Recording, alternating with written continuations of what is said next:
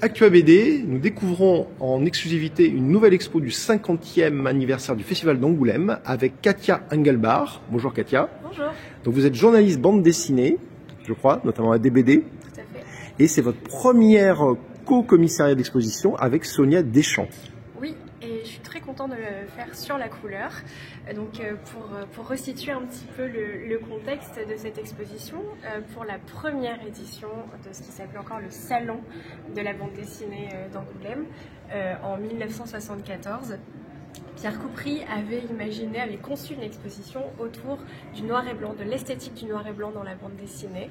Et là, pour la 50e édition, 49 ans plus tard, nous avons monté avec Sonia Deschamps une exposition autour de la couleur dans la bande dessinée, autour des couleurs dans la bande dessinée. Donc c'était une sorte de petit hommage, clin d'œil à cette première exposition de Pierre Coupry. Là, nous rentrons dans la salle principale avec effectivement une scénographie basée sur le cercle chromatique et une phrase. Alors, bien, cette nuit, nous rêverons en couleur. Alors, qui a dit ça et pourquoi avoir choisi de la mettre en exergue comme ça? Alors, c'est Lorenzo Mattotti qui écrit cette phrase-là dans son album Feu, qui est vraiment, comme Benoît Peters le dit, un album choc. Il y a eu le choc Mattotti dans les couleurs, l'apparition des couleurs dans la bande dessinée, parce que ce sont des couleurs qu'il utilise de façon... c'est un album synesthésique. On va voir les planches là. Voilà, donc là ce sont les deux planches de la fin de l'album. Chez Mattotti, vraiment c'est la couleur qui prend en charge complètement la narration, et la couleur qui peut être perception, qui peut être... ouïe, qui peut être odorat, enfin voilà, on est vraiment dans ce que Baudelaire appelle les synesthésies. Alors un peu plus loin, on a le code couleur avec tous les, on va pas noter rapidement, tous les auteurs, on a énormément d'auteurs qui sont présents. Il y en a 50. 50, ouais. Il y en a 50 en tout cas dans cette partie effervescence qui correspond au cœur de l'exposition. Les associations entre eux sont parfaitement libres, subjectives comme peut l'être une couleur. L'idée c'est vraiment de faire une sorte de parcours libre de jeu, d'aération entre les différentes planches proposées, qui sont pour beaucoup, pour la plupart d'ailleurs, des planches originales, puisque la couleur dans la bande dessinée, la bande dessinée c'est un art de l'empreinte, un art de l'impression, et ça nous tenait vraiment à cœur de présenter des œuvres originales, donc vraiment la patte du dessinateur, et ensuite la reproduction. Qu'est-ce que vous avez voulu montrer finalement avec cette scénographie, le lien, le coloriste avec le dessin? Quel est le point qu'on pourrait... Oui, il y a différentes façons d'aborder la couleur. On a voulu vraiment montrer une multiplicité de techniques. On a de la gouache, on a de l'aquarelle, on a du feutre, on a du crayon, pastel, même des craies aquarellables. Donc c'est vraiment tout ça. On a également du numérique, puisque le numérique apporte sa petite révolution dans la bande dessinée. On pense la couleur différemment quand on la travaille sur ordinateur, ou quand on la travaille en couleur directe, ou sur les bleus de couleur. Donc c'est vraiment toute cette diversité-là qu'on voulait montrer à travers cette exposition. Voilà, avec de très belles planches originales, j'ai l'impression. Il y a combien de planches originales à peu près, on peut y évaluer? Une centaine. Une centaine. Une centaine. Alors, est-ce qu'on peut en regarder peut-être 3 emblématiques que vous nous commenteriez? Bien sûr, lesquelles souhaitez-vous? Alors voilà, on va suivre. Une exposition, toujours avec Katia, donc qui va nous parler de planches iconiques de cette exposition. Et là, on découvre une planche de Richard Hotkow, Yellow Kid. Alors pourquoi ce choix? Alors, au tout début de l'année 1896, Outcoat décide de fixer la couleur jaune à la robe de chambre que porte son petit gamin des rues, qu'il trimballe qu'il a imaginé depuis 2 ans. Il se doute pas du tout, probablement, de sa phénoménale destinée. The Yellow Kid, en fait, apparaît en noir et blanc, tout d'abord. Et pendant 2 ans, il va être soit en noir et blanc, soit avec des petites couleurs. Donc, il peut avoir une robe de chambre qui peut être bleue ou d'autres teintes. Et en fait, Outcoat vraiment imagine toute une série de personnages, de petits personnages, et parmi lesquels un ressort ce gamin, ce petit garçon avec sa robe de chambre trop longue, avec ses oreilles décollées et son crâne dégarni. Et quand il va fixer ce jaune sur sa robe de chambre, il va devenir assez iconique puisqu'il va cristalliser la guerre intestine que se livrent deux magnats de la presse à cette époque-là. Hearst et Pulitzer, l'un cherchant à ramener l'autre dans son écurie.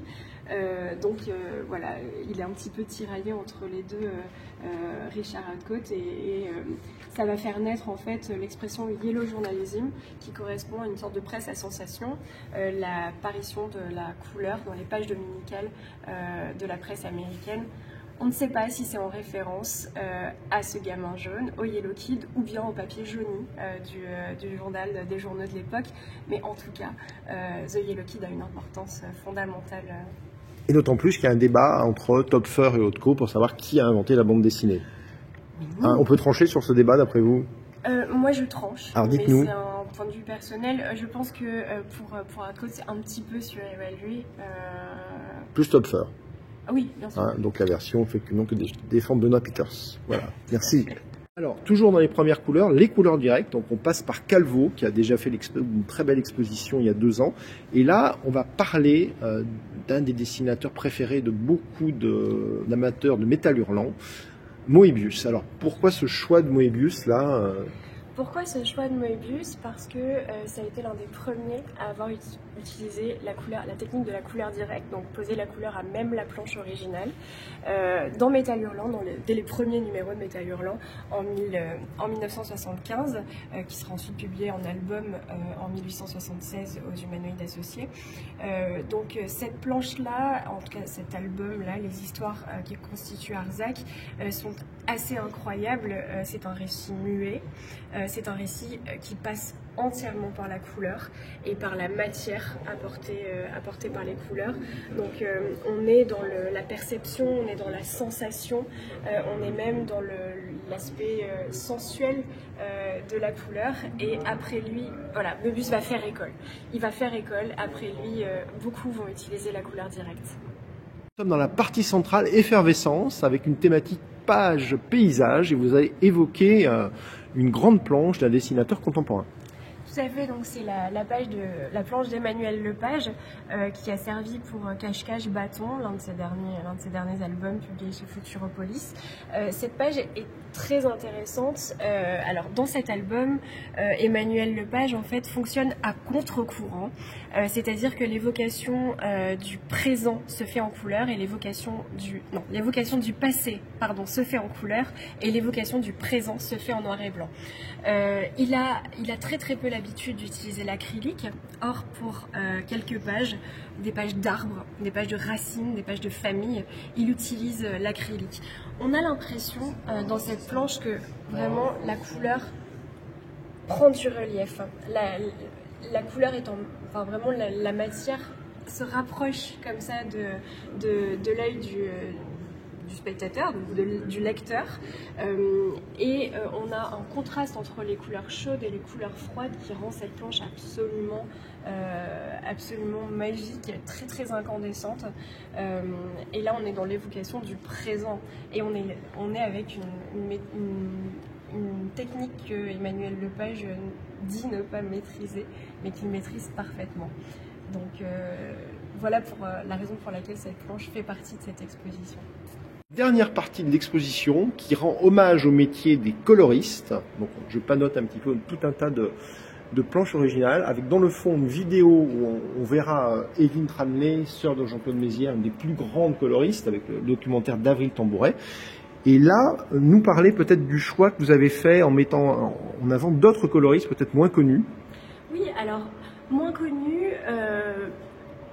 Peut-être, mais en tout cas, Isabelle Merlet est celle dont on parle le plus facilement. Donc, elle est coloriste depuis une 30aine d'années. Elle a commencé sur bleu, en traditionnel, avant de passer au numérique. Mais elle aime bien dire qu'elle reste dans le traditionnel, même en numérique, parce qu'elle aime pas trop, enfin elle dit ne pas trop maîtriser l'outil numérique. Donc elle a collaboré avec énormément d'auteurs, Jean Arambad, Blutch, Catherine Meurice, Jean-Marc Rochette, enfin voilà, elle a une palette assez variée. Elle a travaillé aussi avec Alain Resnais, par l'intermédiaire de Blutch. Donc là on a les planches. Oui, voilà. Donc là donc c'est des planches de Pachi qu'elle a réalisées avec le dessin de Vincent Pierrot. Et on arrive sur Aimer, voir et chanter. Donc c'est un film qui a été réalisé par Alain Resnais et elle voulait, donc c'est Blutch qui a recommandé Isabelle Merlet à Alain Resnais pour réaliser toutes ces ambiances là. Donc à partir d'un même tracé noir et blanc de Blutch, Isabelle Merlet propose différentes variations de couleurs qui sont utilisées dans le film comme une ambiance un peu théâtrale et qui... Exactement, on est en plein théâtre. Voilà. On est en plein théâtre. Cinéma d'Alain Resnais, grand amateur de bande dessinée, Alain Resnais à la base, avec effectivement Lacassin, formateur de GIF WIF. Donc waouh, bel hommage, puis tout le travail de Blutch. Alors là, on est Catherine Meurice aussi, c'est la coloriste de Catherine Meurice alors. Oui, alors Catherine Meurice, comme toutes les deux aiment bien le dire, elle pourrait très bien faire ses couleurs seule. C'est d'ailleurs ce qu'elle a fait sur Delacroix, mais elle fait très souvent appel à Isabelle Merlet, notamment pour cet album-là, mais aussi pour la légèreté. Quand je dis cet album-là, c'est La jeune femme et la mère. Mais aussi pour la légèreté. Donc, elle apporte vraiment une touche impressionniste au travail de Catherine Meurice. Sur Jean-Marc Rochette également, dont on voit un exemple. Donc c'est une planche tirée du loup. Voilà, et le bleu, là, les nuances de bleu sombre là sont magnifiques, effectivement. Voilà. Oui, voilà, Isabelle Merlet, je pense que c'est vraiment l'exemple qui illustre parfaitement, alors même si elle le dira pas en ces termes-là, sa modestie ne lui permettra pas, mais c'est vraiment une artiste. C'est vraiment une artiste de la couleur, donc une artiste tout court. Alors, est-ce que les coloristes militent pour être reconnus comme les scénaristes en ce moment? Quelle est leur revendication? Bien sûr, les coloristes sont très peu, ils sont invisibilisés, il n'y a pas de formation. Il n'y a pas de formation pour eux, donc on n'a pas de diplôme de coloriste, on apprend sur le tas. On apprend parce qu'on est femme de coloriste, on apprend parce qu'on est sœur, parce qu'on est femme d'auteur, parce qu'on est sœur d'auteur. Mais voilà, c'est vraiment, on n'est pas mis en avant. Le travail du coloriste n'est pas mis en avant ni sur les couvertures, ça commence. Voilà, donc même s'ils sont pas des auteurs, ils ne touchent pas de droit d'auteur, c'est ce que je crois, hein, malheureusement. Alors, très peu, très peu. Je pourrais pas vous dire le pourcentage, mais c'est de l'ordre de 1 sur 100. Voilà, donc merci pour cette belle exposition qui les consacre comme auteurs à part entière dans certaines grandes œuvres de la bande dessinée. Merci pour votre travail. Alors, les gens peuvent la voir jusque quand, cette exposition, du coup ? Toute la durée du festival, voilà. Jusqu'à dimanche. Donc, ouverture demain matin au grand public à 10h, à 10h, et ça se termine dimanche à 18h, avec des prolongements possibles, catalogue, vous allez écrire sur le thème, Peut-être, en fait, pour cette exposition, on a recueilli énormément de témoignages d'auteurs par rapport à leur ressenti de la couleur, et du coup, on aimerait beaucoup, en effet, proposer un petit livret de recueil de ces témoignages-là. Voilà, écoutez, à suivre sur ActuABD. Merci beaucoup, Katia. Merci à vous.